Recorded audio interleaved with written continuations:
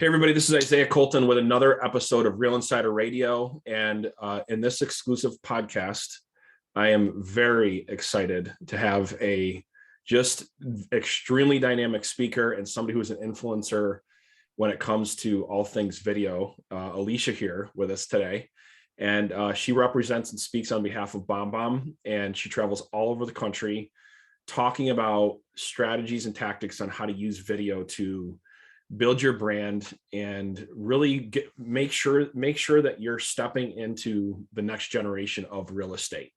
And it's a super important topic. And here's I would just like to say this, I'm going to say it boldly, is that if you have not made an effort to add video to your marketing plan, this is not a should anymore. This is a must. So you're going to love this podcast because we're going to walk you through it step by step. So you feel, our goal is that by the end of this podcast, you feel 100% confident going out there and using and going all in on video. So that's the goal of this podcast. And I think you're going to love the content. So make sure you stay to the end. And then at the end, we have a special giveaway for you guys for just kind of tuning in. And let's start off. So Alicia, just a little bit about your background. I know that probably anybody that's associated with BombBomb knows you, but for the people that maybe are just learning about video, I'd love to hear a little bit about your background. Yeah, thank you. I'm excited to be here, Isaiah. So when I started at BombBomb almost 7 years ago, I had actually been a massage therapist for like 13 years. Yeah. So it was a complete career shift for me. Now, I'm an actor. And I've been a paid actor since I was like 12 or 13. So there certainly was like a little bit of background there that I think maybe helped my growth. But, I started here at BombBomb as tech support. Wow. So I was starting in a new career field, starting fresh, starting from the ground up. And I started in support, but I was only in support for about 2 or 3 months. Okay. And very quickly, they realized that I could sell and I realized that I could sell. It was kind of like this joint discovery. And I moved over to the sales side and did inside sales here at BombBomb for about 1.5 years, and then did enterprise sales for about 1.5 years. And then I've now been national speaker for 3.5 years or so, traveling all over the US and Canada, mostly speaking to real estate and mortgage professionals. What an awesome story of elevation. Were you nervous when you're like, were you nervous or excited about the speaker platform? Because didn't you kind of like create your own position? Like you're like, this is what we need, if I remember your story when you're about it. So, when I was on support early in those days, Steve Passanelli, our CMO, sorry, I just had one of those pop-ups that your computer's going to restart. Whew, saved it. So Steve Passanelli, our CMO, he used to work for Realtor.com. He's been in the real estate space for many, many years. Great speaker. And I saw what he was out doing on the road. And I had this moment where I kind of said to myself, I didn't tell anyone because I was too scared and didn't have enough belief in myself. Mm-hmm. But I did say to myself, like, ooh, I think that's what I want to do. So I did have this little bit of a sense of like, oh yeah, I think I want to do that. But I mean, it really it evolved really organically. Like when I was doing sales, I realized very quickly, especially when I was doing enterprise sales, that the more people I could get in front of at one time, it was going to be an advantage to me. Right. So I started creating opportunities to get in front of more people. And I was representing BombBomb at a higher level there. So it just sort of unfolded where the position evolved kind of organically. That's exciting. That's exciting. Yeah. No, I'll never forget the first time that I was speaking. And so a lot of people don't know this about me, but I'm kind of like one of those secret introverts where like you would never know it talking to me. But I actually get I don't anymore as much, but like for a long time, I'd get super nervous. Okay. Speaking in front of a crowd. And this kind of goes into our next leads me into what I know everyone's thinking about video. Yeah. Is there's these fears that come up, right? So yeah, it's different than speaking, but anything we do that steps us out of our comfort zone, that's different, we're going to naturally have things that are like a gravitational pull drawing us away from our goals, that if we don't overcome those fears, Oh yeah. that we're not going to move forward. So if we could kind of address the elephant of the room here, I know everyone's thinking about it, like, yeah, I know I should be doing video. I've heard this a million times, but there's just something there that just stops them. So could you kind of address that and speak to that? Yeah. So I love the way you led into this, because I call them our self-limiting beliefs. You know, I've been doing this for a long time. And the number one thing that keeps people from doing video, it's not the technology. It's not that I don't have time for it. Over and over and over again, the number one thing that keeps people from doing is their own fear and uncomfortability with being on camera. So, and you know, it's not, right? it's definitely, it's more women than men. I do find that men have an easier time kind of working through it, but it's not straight across the board either. The amount of times that I have a man come up to me after I get off stage and be like, yeah, Alicia, my coach has been telling me I need to do this for years, but I've got a face for radio. Right? That's the one that men love to tell me. They have a face for radio. Just to speak to that just for a second, my opinion on that is men are less likely to admit that's what it is. Yes. They'll say like, this is just my opinion, I have no facts, but like, just going through this journey myself, I always said, oh, it's not worth my time, or it's like something else other than fear. But like, if I was like, as I started actually doing it, all these thoughts, well, man, what are they going to think? You know, like, screw it. Like, I don't know what I'm going to say, screw it. Like, but deep down there was who knows how big you can measure it. And maybe there is a different measurement between men and women, but there was still that seed there of fear. Right. So like, So this is actually, it's my favorite topic to talk about, because number one, this has almost nothing to do with video and everything to do with the beliefs that we have about ourselves and our beliefs about scarcity and not being enough. So the first thing that I always want to remind people of is that you are not alone. You are not some weirdo or freak that feels uncomfortable. Everyone does. The amount of highly paid Hollywood actors and actresses that don't watch their stuff because it makes them uncomfortable, you wouldn't even believe it. That's so surprising to me. Adam McKay, that's Kylo Ren, right?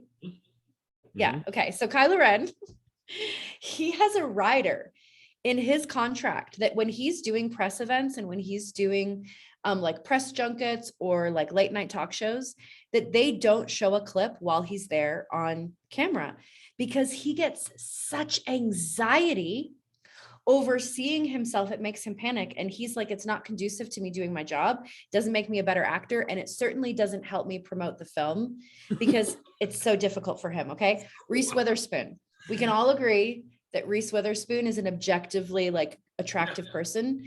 And I have a quote of hers that I put up on screen sometimes when I'm speaking. And she says, no one likes looking at themselves, right?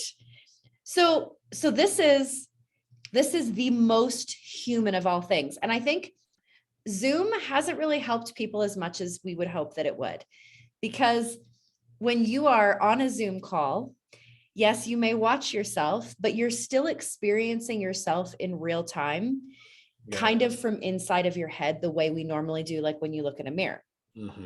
When you record yourself and you watch it back, you're now almost having this out of body experience where you are experiencing yourself outside of your head. It's why when we hear our voice, we're like, that's not what my voice sounds like. Man, I can't stand how my voice sounds. Right. So that's the first thing. Like, it's really, really normal. It's weird for everyone. But the second thing is that, like, we all know we are our own worst critics, right? Like, we all know this. I, as a woman, I have worked really hard, done a lot of internal work to work through some of those like insecurities, and you're not skinny enough, you're not pretty enough, or one of your eyes is too small, like all of these negative voices. But like, when we're out in the real world, we recognize that people are not paying attention to these things the same way we do, right? Like, we can go into a meeting and we can go into a room full of people, and maybe we might have some insecurities, but we don't walk into that room focused on the fact that everyone is going to notice our hairline. Right? We're our own worst critics though, but you watch yourself on a video and you're like, oh, that's awful. I can't put that out there. So it's like you've got these negative voices and you have this experience that's weird, that it just makes it uncomfortable. But this is the most important thing. And this is what I can do an entire sessions on working through the fear of video. And I can give you tips to help with like lighting and sound and where to position your camera and all of that. But at the end of the day, what this comes down to is the fact that you realtor, you lender, you sales professional, you yoga instructor who's trying to use video, it doesn't matter who it is. Mm-hmm. You have a unique value to offer the world. You have a unique value to offer your clients, the people around you. And that has nothing to do with your skin suit. I love that. That's so powerful. Right? Like there is something else that you have to offer. And it's not about those things. So I really encourage people, like, you may think it's cheesy, but write down the things that make you good at your job. Keep that on a Post-it note by your laptop or by your camera, so that when it's time to record the video that is going to help your business, that's going to help you grow, that's going to help you build the relationship faster, that you can focus on those things that actually matter, that make you good at your job, and not the lies in your head. Yeah, that's so powerful, because I think that deep down, the actions that we take and the decisions we make are a direct result of our belief systems. And we don't often think about it that way, but that's why I like how you talked about your belief. And I don't care if you're just getting started in your career or real estate or mortgage or whatever it is, or you've already been extremely successful. Wherever you're going, whatever you're doing, the two almost always coincide. And it's something that I've been really focusing on this year, because I've had success doing one thing, and now I'm pivoting, actually getting in to the video marketing world and the events, speakers, being a speaker and running events and kind of going through the same thing that you went through.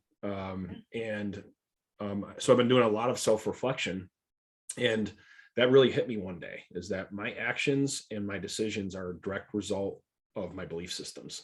So I want everybody just to kind of think about this: is what habits and routines do you have in place to help you build your belief system up to where it needs to be?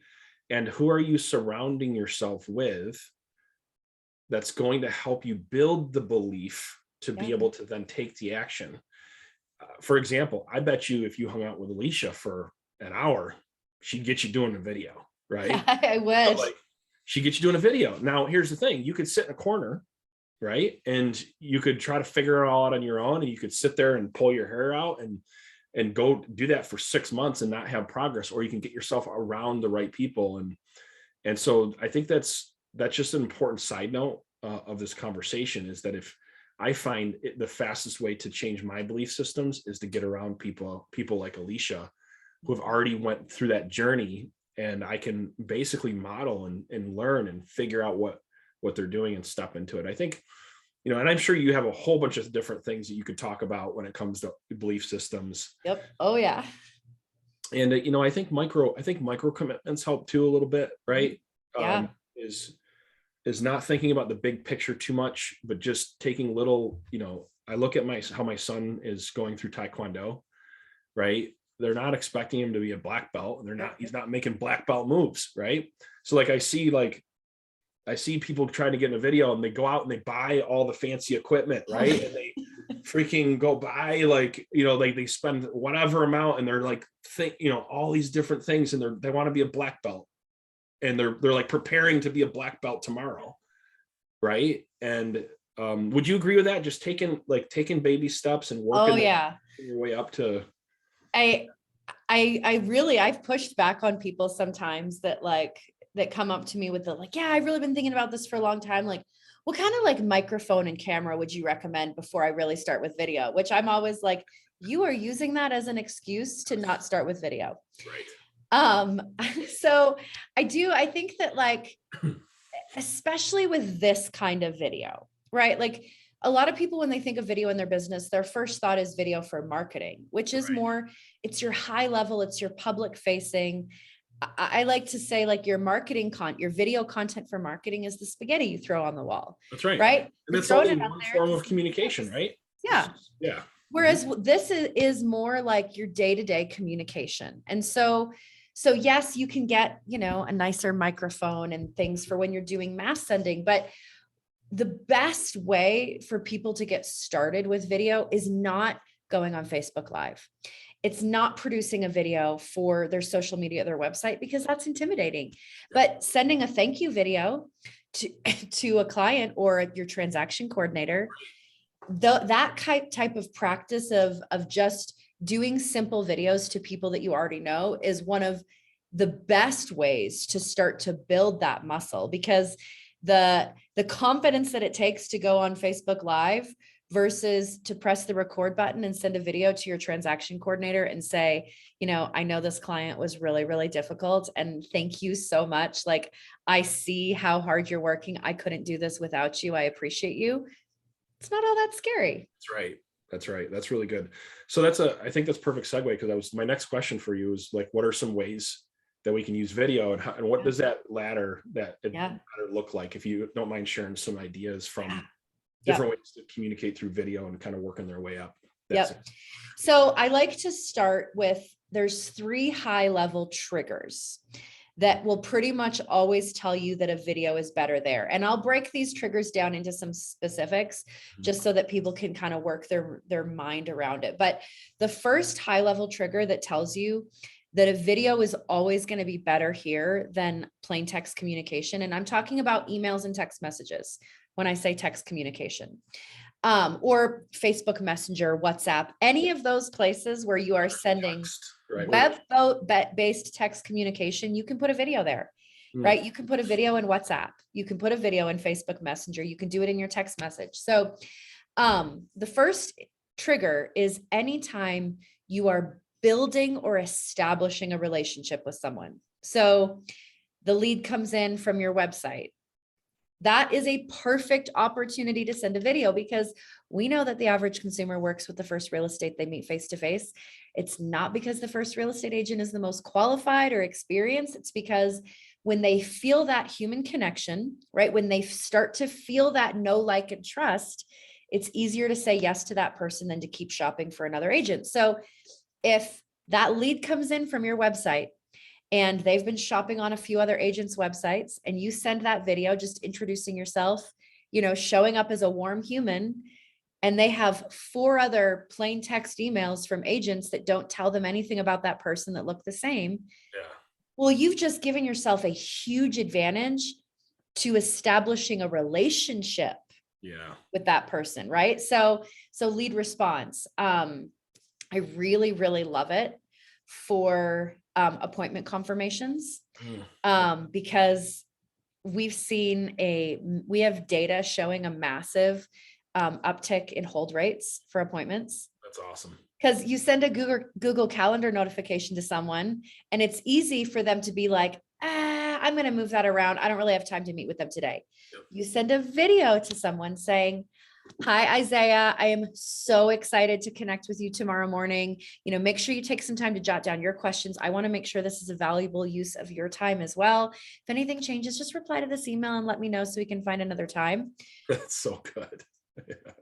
Well, it's different canceling on a human being that says, I'm so excited to meet with you tomorrow. So if you are still establishing a relationship, that video is going to be way more effective than sending the plain text communication. Okay. The second trigger that you always know video is going to be better is if you are explaining complex information. How much of an agent's job is explaining information, right? So there's a couple of things here. Number one, obviously, it's easier to talk than it is to type.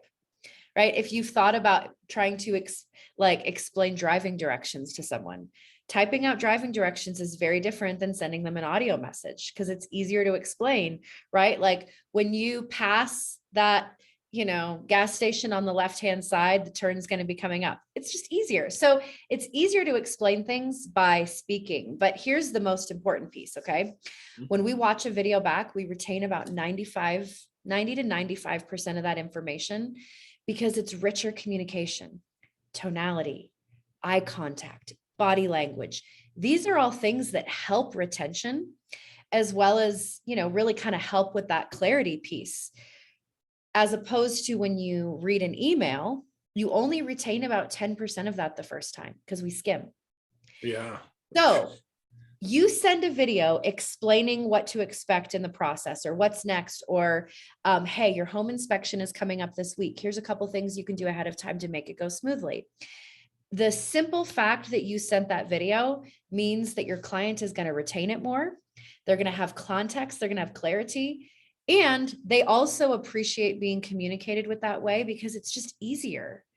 As a consumer, to understand something, watching it on a video is way easier. So yeah, actually, it's funny. This just happened to me the other day because I was going back and forth with a client and we were working out just a question that he had on his team. And he typed up this big, long message through Facebook Messenger.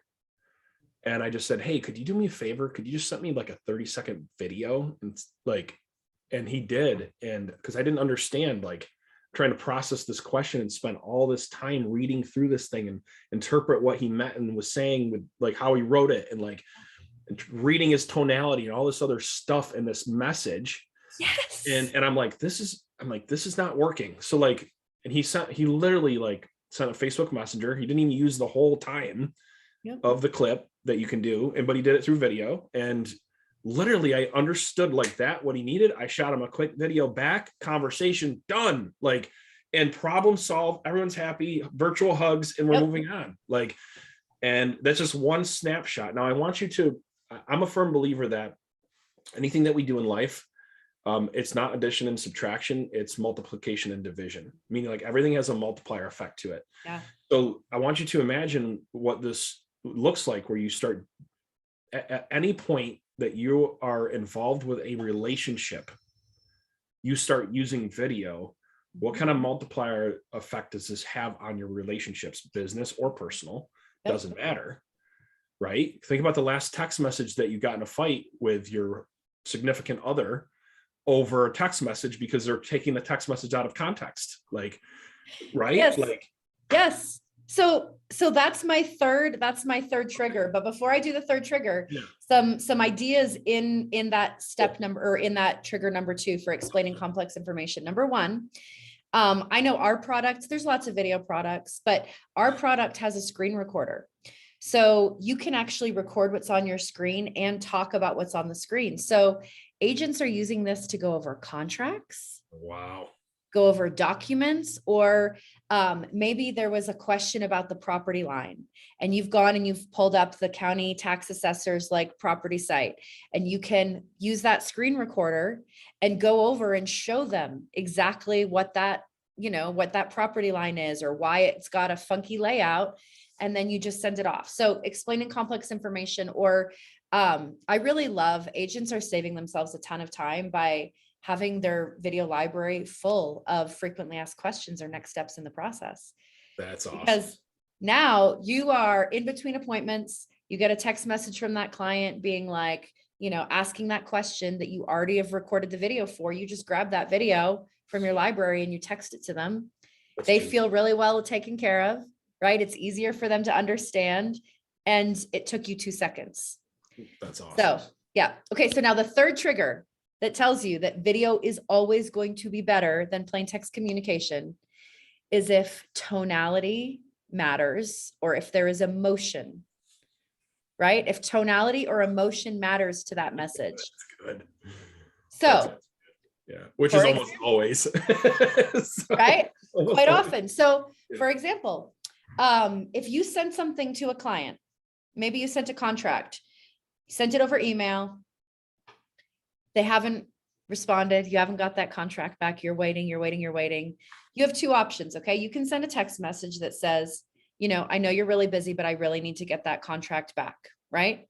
Which, if they are having a bad day, they could infer whatever tonality they want on it. If they're having a good day, it might be like, oh, thank you. I know I forgot, right?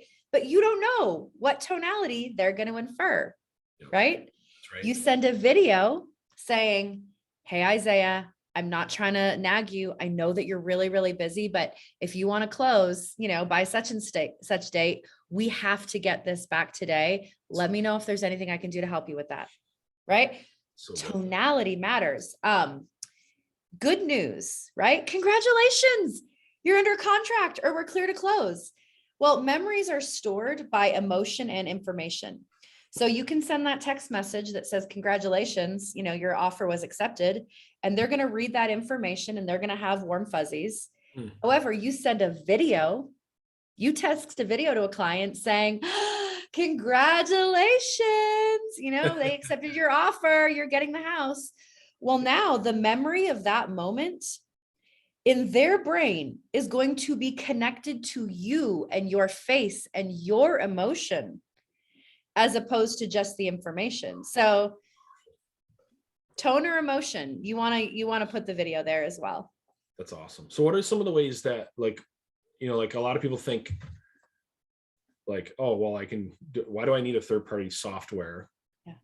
Yeah. When I can just do it on my phone and send it. So maybe talk a little bit about that. Like why use a software like BombBomb? Yeah. So there's a few reasons. The first one is file size.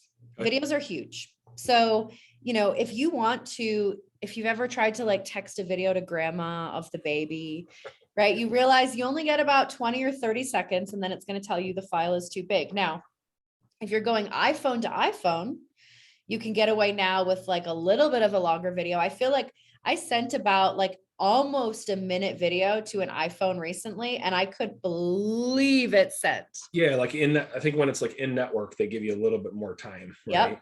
Yeah. Yep. So video files are huge. If you tried to email a video, for example, like that lead comes in and you want to introduce yourself to them and you only have an email address and you want to send them a video. Well, the only way to send a video over email like that would be to either put it on YouTube, right? Record the video, wait for it to upload to YouTube, make it private, take the YouTube link, and then put it in an email. Or you could do the same thing, upload it to Google Drive, make sure the link, they have permission to view it, then you could put it in the email. And now you're hoping that this person that doesn't really know you is going to take that next step and click on a link and go somewhere else. So we host it on our servers, so it's web-based. If they have an internet connection, they can watch it. They don't have to download any software. It's easy for you to send and it's easy for them to consume. So that's a big part. Like over text message, obviously you can text a short video without BombBomb. Over email, you have to have a service. Right. Facebook Messenger is another one. Like I use it over LinkedIn all the time. I do a lot of connecting on LinkedIn. People send me a connection request and send me like a message. I send them a video back. Right. And I use our video for that because I could just click on my Chrome extension, record a quick video, grab the file, drop it in LinkedIn. LinkedIn populates the thumbnail and everything.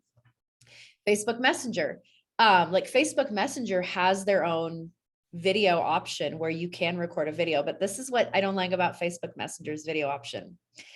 As soon as you take your thumb off of the button, it automatically sends. I know. Like, quick, I gotta take it back. Quick, unsend. Yeah. So say you're sending a video to a client on Facebook Messenger and something drops and you cuss and you move your thumb. Okay, well, now that's the video they're getting. So I just, it's the ease of use. We also give you the ability to send to many people at one time. Right? Like you can use the same video over and over and over and over again, like a lead response. You can have that set up as part of your actual automated workflow, right? If you have an automated email going out to your online leads, we can put a video in there. So you can automate those types of things. You can send one video to your entire database. Historically, the highest engaged with email that BombBomb sends for our clients all year, because we do have a product where we do some automated type marketing. Yeah. The happy holiday email that we send from our clients, where all they have to do is just put in a video wishing their clients a Merry Christmas. and we send it from, their email address to their entire list on their behalf, that email has the highest open rate of any. So again, you can't do that from your phone, right? You can't record a video from your phone wishing your clients a Merry Christmas, like from your family all in like cute pajamas, and send it to everyone, and then have the tracking information to know who clicked on it, who played the video. And that's the last layer of why a service is really important, is the tracking element. Right. I have clients that tell me that they would pay for their subscription just for the tracking, because they like to know when people open their emails and play their videos. That's so funny. Especially brokers. Oh man, brokers love the tracking. Well, yeah, because like even for me, I track everything, right? So like, we're in the technology and consulting field, but I also own a real estate brokerage, and we track everything, so I think any good business person, and look, we're all at different phases in our career, so I want to be careful how I say this, but if you can't track it, you can't improve it. And the data is so important, because if you're gonna be doing anything that involves improvement, you have to be scientific about it, and you have to understand that it is an art form, but it also has to be broken down in a way to where you can improve on it. And there's just no way you can improve on it if you have no feedback, Correct. So, yep. Well, and that tracking information, the goal of video, specifically this kind of video, right? The goal of like video for communication, or we call it human-centered communication, it's not to replace the phone call or the human contact. It's to either help you be more scalable, right? Like answering questions or responding to leads. But the goal there is to create an opportunity for more conversation, right? The goal is not, the video is not the end of the conversation. Like if we talk about lead response, for example, if you've got a high volume of online leads coming in, some people's business works that way, right? If you have a high volume of online leads coming in, and that automated video is going out, introducing you to that lead for the first time, ideally, yes, you should be following up with every single lead that comes in personally with a phone call. Right. But if you don't have that kind of time to follow up personally with every single one of your leads, well, which lead would you rather follow up with? The one that watched your video 2 times, or the one that didn't open your email? Exactly. That's really important information. Yeah, I'm glad and that's a great segue, because our message to our client base and anyone that's getting in our world is you need to go all in on video. And a lot of people don't know what that means, but my I guess an action step that I would suggest for anybody coming off of this, just to kind of summarize, would be is really put yourself in an environment to build your belief systems up, to make sure that you can rise to your goals, your actions and your thoughts and your beliefs rise to your goals. And I think that if these podcasts are helpful, if you're already in the Real Estate Nexus community, keep engaged. This is the kind of thing that we talk about. And tune into Alicia and BombBomb and some of the things that they're talking about, because they're masters at it. And they've been doing, think about how many videos they've seen done in the analytics. And I've sent over 10,000 videos myself. Right. So like, and I think that also too, don't make it so big in your mind. Here's one thing when it comes to fear. One of the things I like to share, Alicia, is that your fear of not contributing, not becoming your best, not hitting your goals, and not making the commissions you need to make for yourself and your family should be bigger than your fear of video.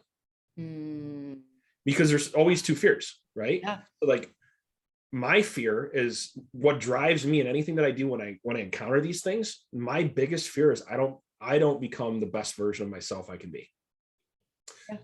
And behind that, not being able to impact the world the way that I think that I want to impact the world, being able to achieve the goals, the income, and all the other stuff that come with it, right? So anytime I'm hitting this wall and I feel that sense of fear come on, I'm like, okay, what fear do I want to live with right now? Yeah. Because it's there no matter what. And so I would, and then within that, write a checklist of all the ways that you can use video. Like Alicia and I could probably go on for another hour of just going down through all the ways that you could use video. And I would say this, just, Alicia, we talk about our business in the form of what we call a flywheel, where we break it down and we look at the entire picture of how we communicate with our clients, and how when you bring your marketing, your sales, and your service all underneath into one system, you can see a better picture of what you're actually doing to scale your company. And so within that, look at your lead generation efforts. How can video help you with your lead generation efforts? And just kind of jot notes down and saying, like, what are all the ways that I can use video there? And then how about your lead follow-up efforts? Or for those of you that are using remarketing or database marketing, like, we're huge. That's what we do. Like, huge. Your database marketing, Alicia mentioned it with the follow-up. The lead comes in, sending a follow-up video immediately out, right? So building in little videos into your email and text drip campaigns, right? Like,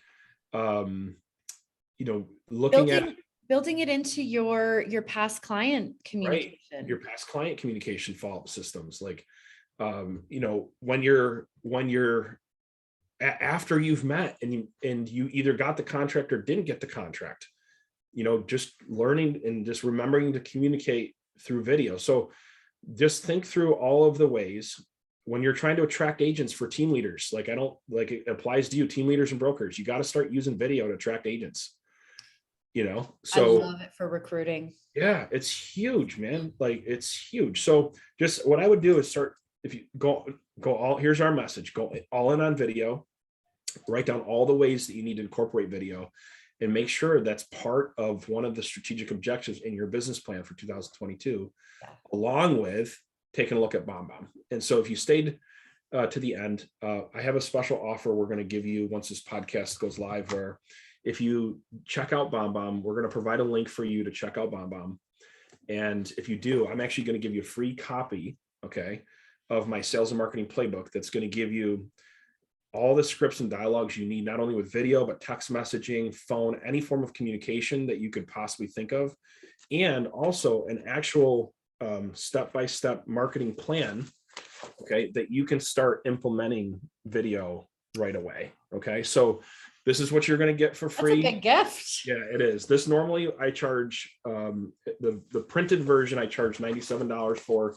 In the digital version, we charge $27 for. So you're going to get this when you take a look at, if you take a look and you decide to sign up to BombBomb, we'll make sure we get you this through our link. So, Alicia, any words of wisdom? Any final thoughts before we wrap it up?